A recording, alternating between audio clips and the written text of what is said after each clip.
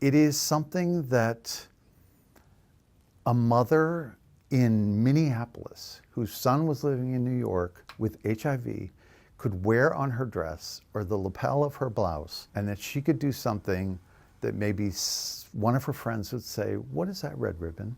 So it would start a conversation everywhere, somewhere. Whoever was wearing it could say, "This is what this is." And, "Oh, by the way, my son is living with HIV, and we've got to do something. And would you wear one?" A very dear friend of mine who has now passed away a long time ago, who is living with HIV, Frank Moore, he introduced my partner Harvey Weiss and I to the Artist Caucus. And Harvey and I would go up to Frank's place in Deposit, New York, and during a lot of those trips we saw up there, a lot of it was these yellow ribbons tied around trees, you know, for the Gulf War. And we were always like, you know, we would look at these yellow ribbons, and the three of us were always just like, there's got to be something we can do, because, you know, all these people are like thinking about the Gulf War and the war going on there, and meanwhile here in this country we had this, you know, massive situation going on with HIV/AIDS, and nobody seemed to have the same concern in any way. Or, I mean, you started to, you know, realize that there were young groups of artists that were just disappearing, that, you know, a certain artist was there and then 6 months later, you know, they were gone. And many times it was like you didn't hear about it because nobody really wanted to talk about like how people were dying from HIV or AIDS. They just disappeared, because they would get to such a point where, I think, you know, like it is in this country or in this world as human beings, we have a hard time dealing with death. And, you know, when someone gets to a point where they are physically and, you know, they are dying, it's like we have a way of, we want to put that away. And we don't want to be around it, we don't want to see it.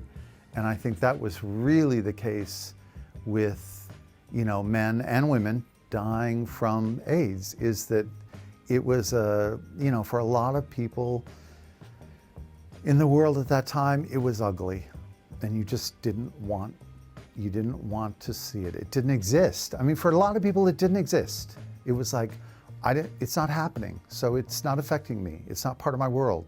I don't want to be.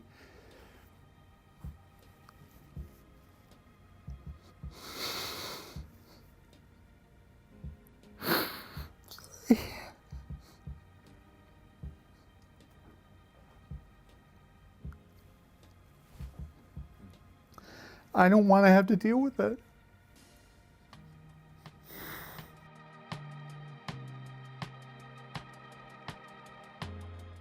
We felt like there had to be something to be put in front of these people, or somehow something that we could make people more aware of what was going on. I came in and said, "Oh, I know I can get red grosgrain ribbon," you know, because I worked in the costume industry. But, you know, and at the time, we didn't know what we were going to do with it. I mean, there was the idea of a ribbon. You cut a ribbon into a 6 to 7 inch length, you fold it in half into an inverted V, and you pin it to your lapel with a small safety pin. So it's something that, you know, as artists, we wanted to create something that was a visual symbol, but it had to be simple, because it had to be something that anybody anywhere could do. If people knew about what it was, it reminded them. If people didn't know what it was, it made them say, "What is that?" So then it started a conversation.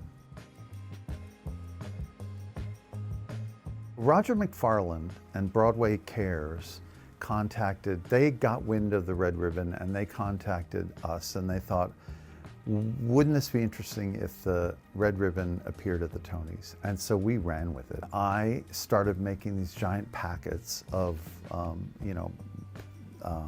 manila envelopes, and we just packed them with red ribbons and with a letter to all the theaters saying, would you please have all your nominees or anybody appearing at the Tony Awards, if they could, yeah, I don't remember the exact wording, but would they please wear this red ribbon on their lapel? We all were at our various homes, very connected by telephone, because we just thought, is this going to work? Is this not going to work? What's going to happen? And the telecast started, and out walked Jeremy Irons with the biggest red ribbon on his lapel. And then out walked Glenn Close with hers. Everybody started walking out with these red ribbons on, and we were like, oh my God, this worked. So, you know, it really grew and grew and grew at that point, and it grew so fast that, you know, by the '92 Oscars, it was everywhere and everybody knew what it was about. I mean, it became such a iconic symbol, and, you know, organizations were taking it on everywhere, and I didn't realize that was really the case, but they were using it, but in their color. And when I really kind of realized what was going on is I was at a Joann's Fabric up near where I live in Poughkeepsie, and I walked by the ribbon counter, and they had a laminated plaque on the ribbon counter that showed each ribbon in the inverted shape, with the red ribbon as the first one, and what it represented. And I just was like, there were so many, and I thought, wow, I didn't realize, you know, that we had done this.